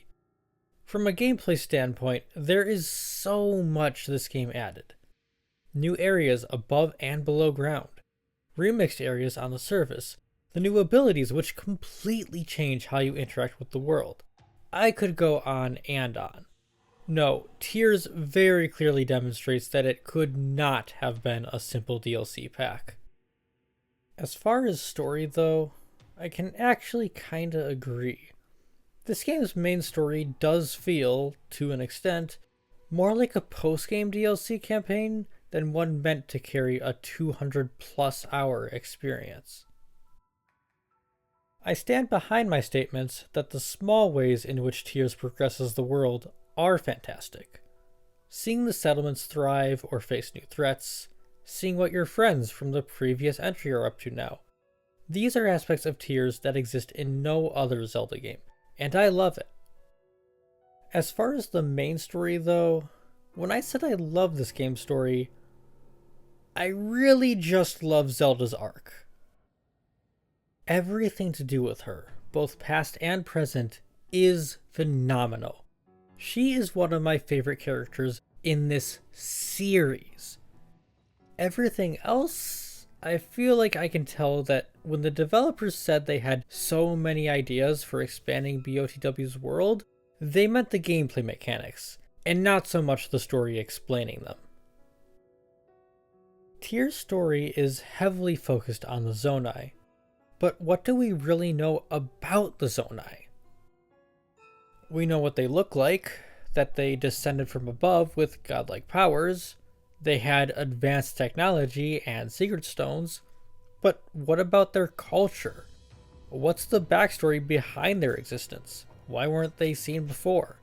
What are the secret stones, and why do they grant so much power? I understand leaving some things as mysteries. The Zelda series is no stranger to that concept. But unlike many past mysteries in this series, we don't really get any hints towards the Zonai, beyond the points mentioned above. We literally get to meet 2 members of the race, yet they're the last 2, so their wider society is irrelevant. It's not even clear whether the Zonai as a whole actually possessed godlike powers, or if they just appear to due to the secret stones. If it isn't because of the stones, we wouldn't know, because we never see a Zonai using their powers without one. If it is because of the stones, then does that mean every Zonai had one? What happened to all the rest if that's the case? These would make for interesting theory fodder, but nothing in the game can really act as evidence one direction or the other. The Zonai are essential to the plot, yet so vague they're entirely uninteresting as a species. If we examine the Zonai we do meet, alongside the other character involved in Zelda's adventure, Rauru, Minoru, and Sonia are all fine. And they are fine in more ways than one. Really though, as characters, there's not much to them. I think they're decent at fulfilling their respective roles, but none of them really wowed me. The three of them feel like they were written entirely to push Zelda's character forward. Then there are the sages, who aren't characters but plot devices, and worst of all, Ganondorf. Before I talk about Ganondorf, I think I need to bring up why I think TOTK's story turned out the way it did. It's time to talk about the bigger elephant in the room. The Legend of Zelda timeline. At this point, the Zelda fandom is split into two camps. Those who appreciate the old timeline, and those who feel it's holding the series back. Those in the latter camp would argue that Nintendo should retcon it out of existence, and not worry about tying future games into it. If you're one of Nintendo's writers, this poses a problem.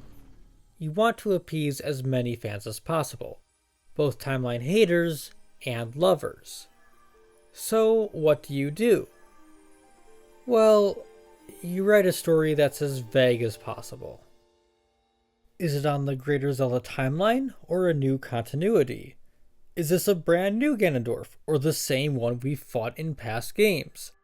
I don't know, whatever makes you happier, I guess. You can decide at goldfishfun.com. You can likely tell that I'm a timeline supporter. The Sheikah tech, or lack thereof, is one small aspect that I feel only works if this game is attached to the greater timeline, thousands of years in the future. If you remove that and Hyrule's unending cycle, then suddenly there's no reason for it to have disappeared. It's just a plot hole. When you do attach the symbolism that Hyrule frequently reverts between high-tech and pastoral, the disappearance of them suddenly has greater meaning. Tears' issue with its story is its wishy-washiness. If they were to go in-depth on the Zonai's backstory and the founding of Hyrule, they would need to explain whether this is a new continuity that ignores Skyward Sword, or if it takes place well after all the pre-BOTW Zelda games, after Hyrule was destroyed entirely. They omitted these details in favor of intentional vagueness, thinking it would make everyone happy on both sides of the issue. Instead, it just resulted in a story that isn't clearly connected enough to make timeline enjoyers happy, and doesn't have enough of its own lore to stand on its own. I believe the biggest loss due to this uncertain approach to storytelling is Ganondorf's character. As is par for the course for this game, it's unclear whether this is the same Ganondorf we've fought in the past, brought back to life, or a completely new Ganondorf. I quite enjoy the fact that every Ganon and Ganondorf we've seen in pre-BOTW games, with the exception of Four Swords Adventures, is the same person. Thematically, he stands as a contrast to Link and Zelda, who are new characters in every non-sequel game. Tears is only the second time any pairing of the Triforce of Courage and Wisdom Wielders have faced Ganon twice. Looking at Ganondorf in Tears, he's not much of a character. He wants power, gets his hands on a powerful artifact, and that's it. The team did a fantastic job of making him threatening, and his final battle is immaculate. His writing, on the other hand, is boring and plain. Doesn't he gain just a bit of nuance if we imagine this is the same Ganondorf from past games, though? Just picture that this is the same man from Wind Waker who coveted Hyrule's peaceful winds many millennia later. Isn't he just a tad more interesting? Isn't his quizzical utterance of the name Link when Rauru seals him more meaningful if he recognizes it? Isn't his decision to sacrifice his mind for raw power that much more intriguing? Naturally, hearing that, you may assume that I despise the idea of tossing out the greater Zelda timeline in favor of starting anew. While I will admit I would much prefer we keep the timeline and simply add on to it, I'm not completely against that idea. My deal is this: pick a lane. Decide definitively whether a game is or is not part of the pre-existing timeline. If you're going to ignore the old timeline entirely, give us a story worth starting over. If you want to create a new incarnation of the character, give us a Ganondorf worth resetting with a new incarnation. If Tears of the Kingdom did completely retcon Skyward Sword, but it went into detail on the Zonai, fleshed them out just as well as the other races we see, I would have lamented the separation from the timeline, but I would also have more respect and optimism for the Zelda team's future artistic vision.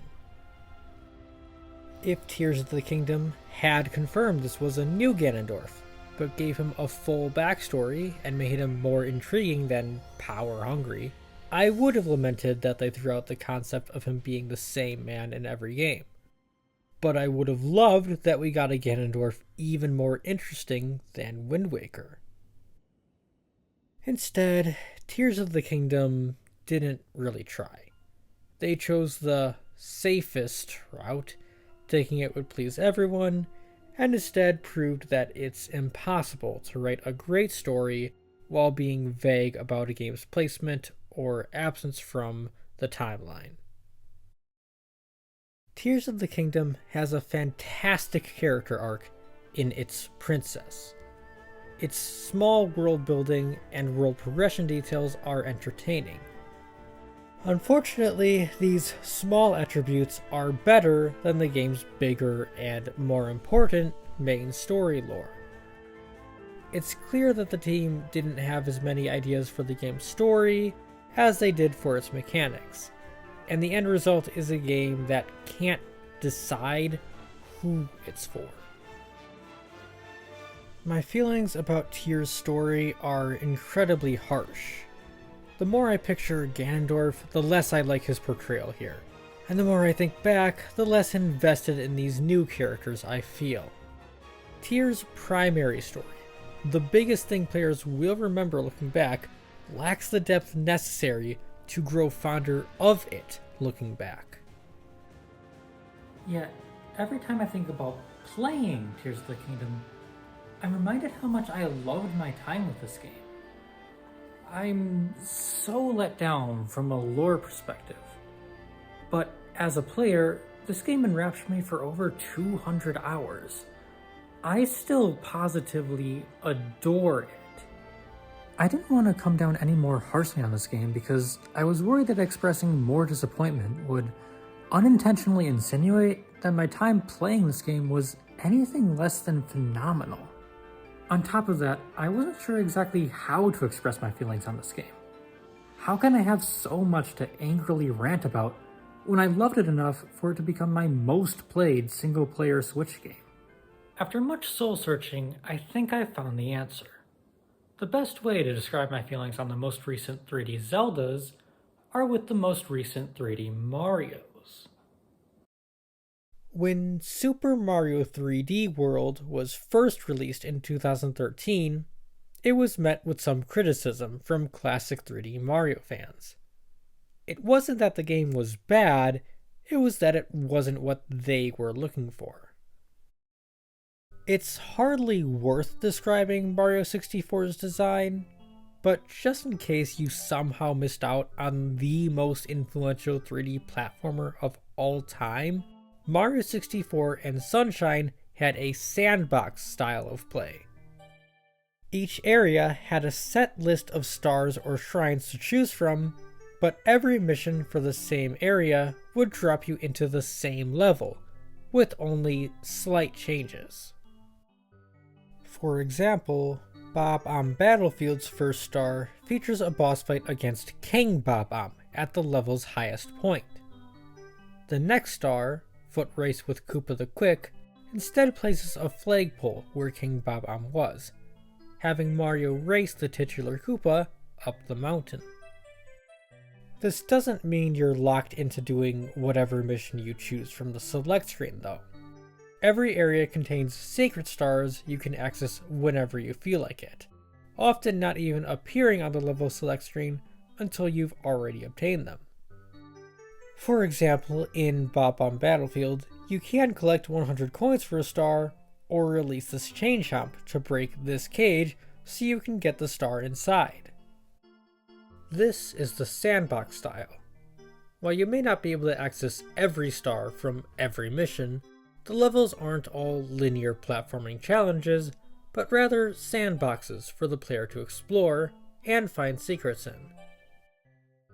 Very similar to the latest 3D Zelda games in fact, just on a much smaller, fragmented scale. After Sunshine came the Galaxy games. Plenty of levels here were more linear, but there were still hidden stars and splitting paths players could take. You still have a list of missions for every level, this time referred to as galaxies. Some galaxies would start Mario in completely different areas, with unique paths to follow, but plenty more use the same or only slightly altered versions of the same exact level. Galaxy did diverge from the sandbox style in having more linear missions overall, but it still felt similar to its predecessors in its general gameplay loop. However, the next 3D Mario title was Super Mario 3D Land. This game took a different approach. Instead of sandboxes with multiple missions, every level shared the same goal: get to the flagpole. 3D Land set out to be a 3D game in the style of the 2D entries. Gone were the differing mission types and explorability of playground-like levels. This game focused exclusively on tight platforming challenges, and each level is only used once. At this point, nobody was really complaining. After all, this was a smaller title made to put a 3D Mario on the portable 3DS. It wasn't a big home console release, just something to tide players over until the next real 3D Mario game came out for Wii U. But then, in 2013,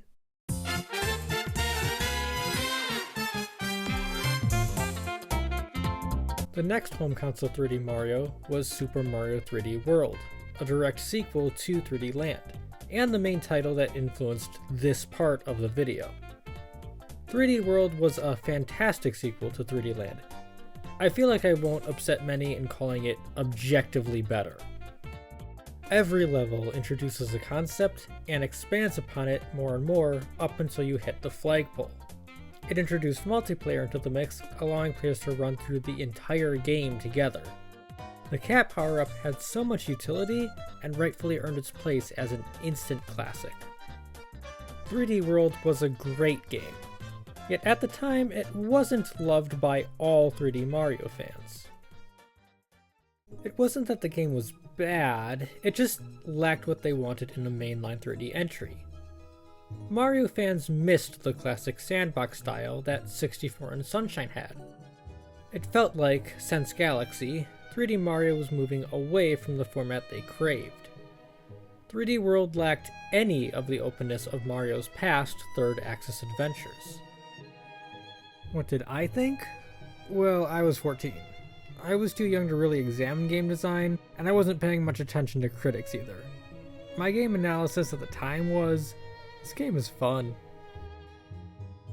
The reason I brought all of this up is to state, the way I currently see Tears of the Kingdom is very similar to how many Mario fans felt about 3D World when it first released.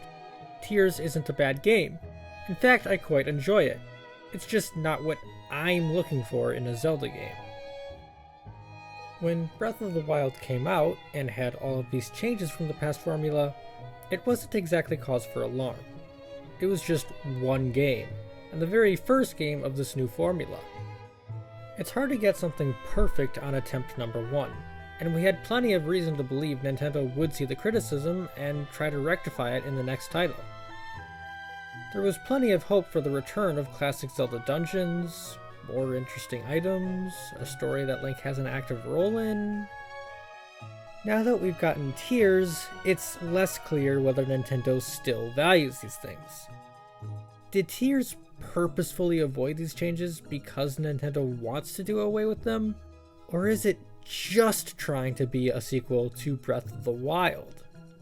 Is there still a chance the next Zelda will bring us more of what we missed from the past? There's a second part to my 3D World comparison.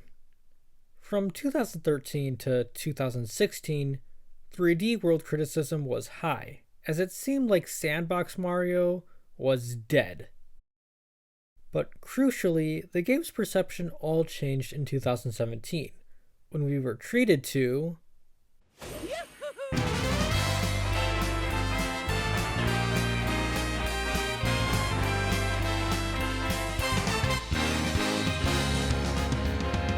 Super Mario Odyssey is not only a sandbox style title, it's an evolution of the sandbox style.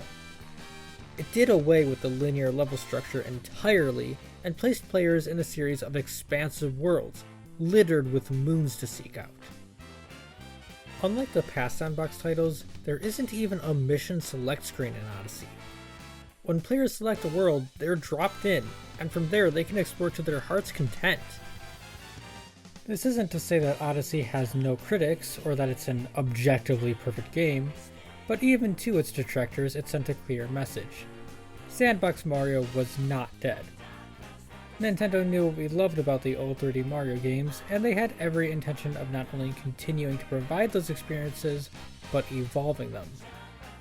Odyssey's release retroactively helped cement 3D World as a worthy entry in the series, and helped the game make a comeback when it was brought to Switch. On Wii U, 3D World was the 3D Mario game, so it's understandable why fans of the classic style would be disappointed. Now that the game exists alongside Odyssey, it's a lot easier to appreciate it for what it is. Rather than being the 3D Mario on Switch, 3D World acts as a nice complement to Odyssey.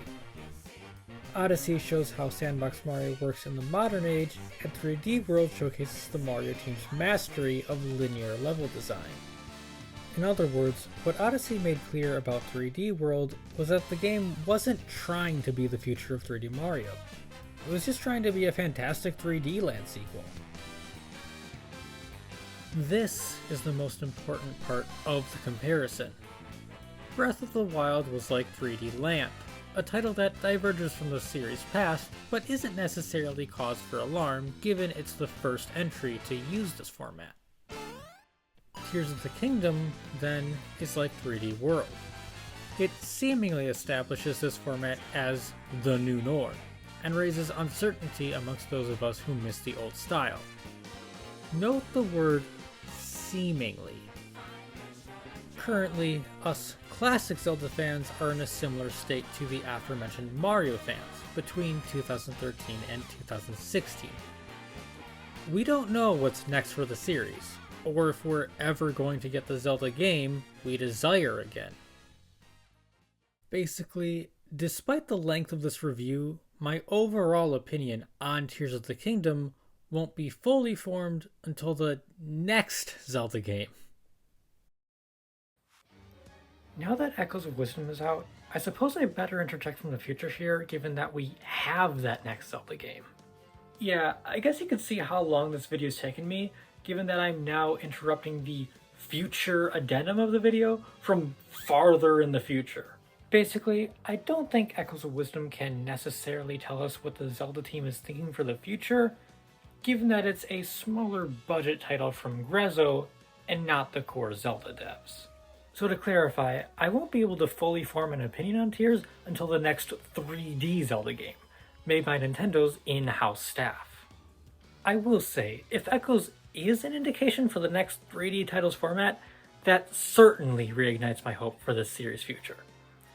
Until we actually see said title though, I'll remain in this limbo state. Now back to what I was saying. Obviously, I'm not saying the next game should toss out the open world format entirely. There's no chance of that. It's ridiculous to believe it could. Rather, I hope the next game pulls a Mario Odyssey and gives us what we want in a classic Zelda experience while evolving it with the open world aspect, just as Odyssey evolved the sandbox playstyle of 15 years prior. If the next Zelda game releases and we still receive all of our abilities at the very start of the game, and dungeons are still open-ended, and the story still can't decide whether it wants to connect to past games or not, and every dungeon has still the same enemies, and bosses can still be killed by your random arsenal instead of needing specific items or abilities to defeat, and so on and so forth, my opinion on Tears of the Kingdom will diminish. While Breath of the Wild was the game to start the new format, I'll see Tears as the game that set the precedent. However, if the next Zelda fixes at least a decent number of my complaints, I'll feel a bit more fond of Tears. I'll recognize that it wasn't trying to establish the format for the future of the series, but rather it was just trying to be a fantastic sequel to Breath of the Wild, in the same way 3D World was just trying to be a great 3D Land sequel, which I would argue Tears succeeded at. What's funny is, for all this complaining and uncertainty, Tears of the Kingdom is still my favorite game of 2023. It's still one of the most impressive games I've ever played. No, it is the most impressive game I've ever played for what they were able to accomplish. When I think about Tears' story or what it's missing from pre-BOTW Zelda, I'm disappointed. But when I think about playing Tears of the Kingdom, all I can remember is joy. I have a lot of complaints, but that's because I truly love this series, and I truly love this game. Despite how long I've been talking about this game, I still won't be able to give a concrete answer on my feelings on it until we see the next entry in the series. Developer interviews don't exactly inspire confidence they'll move in a direction I want, but they also seem very excited to continue, so we'll have to wait and see what they're cooking. For every major complaint and little nitpick, Tears of the Kingdom kept me playing for over 200 hours. At any point during that time, I could have thrown in the towel and fought the final boss just to get it over with, but I didn't. I wanted to keep playing. I never got bored of this world. In fact, there's still more I could go back and do. The main reason I finished playing is because I had a trip, and I wanted to beat the game before leaving. Tears of the Kingdom is an imperfect game, and not exactly the Zelda I wanted. Nevertheless, while I may have a lot of complaints looking back, there's no denying I loved every second of my playtime.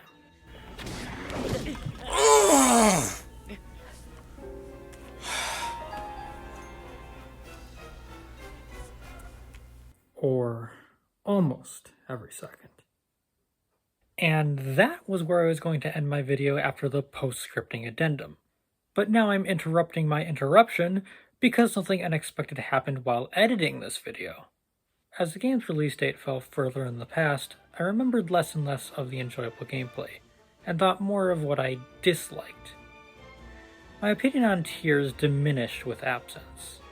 When I returned to this video project, I had a problem. The TOTK footage on my YouTube channel is from a Let's Play I recorded, meaning my mic was on in every video. For the transitions, I wanted clean game audio, so I started another file to get more convenient footage. Picking the game up again, even for just a few hours, the magic was immediately back. While I played, gone were all my issues with the Zonai's non-existent lore or thin timeline connections. I was only thinking about how fun the game's mechanics were, how cool the opening section is. I believe as adults, we put more emphasis on narrative over gameplay. The tale the game weaves is what sticks in our mind more with time. Gameplay is more abstract. It's harder to remember how fun a mechanic was. Our minds tend to diminish games that focus on gameplay over story as we grow farther from our playthroughs. Meanwhile, games with great stories remain in our consciousness. We may glorify them even if the gameplay kinda sucks. Conversely, I don't think story is generally the first thing children play games for. If they primarily cared about that, they'd watch a movie or read a book. Children put much more stock in how fun a game is than how subtle its themes are. Super Mario 64 is a deeply nostalgic game for me. Every single level in this game holds a permanent spot in my memory. I love every one of these abstract worlds within the castle's paintings. If I were to play Mario 64 for the first time as an adult though, I don't know how I would feel about it. I'm sure I would enjoy the experience, but would I reignite that childlike wonder without my nostalgic attachment? Or would I view it as a great game for its time, but not one that's aged well? A game which cared so little about plot, it couldn't bother to shape its levels into believable spaces, leaving them as abstract floating polygons which exist solely for the plumber to jump on. It's impossible for me to say. I think this is a great thought experiment to apply to any childhood game though. Would I love this game just as much if I played it for the first time today? I think because Tears' strength is so strongly rooted in its gameplay, and almost exclusively its gameplay, many of us narrative-focused gamers have somewhat forgotten what was magical about the game. When judging the merit of Tears of the Kingdom as a game, most will naturally ponder their own experience. However, I think there's another question worth asking ourselves about games we play as adults, especially this one. The inverse of my childhood games question. What will this game mean to the children who grow up with it?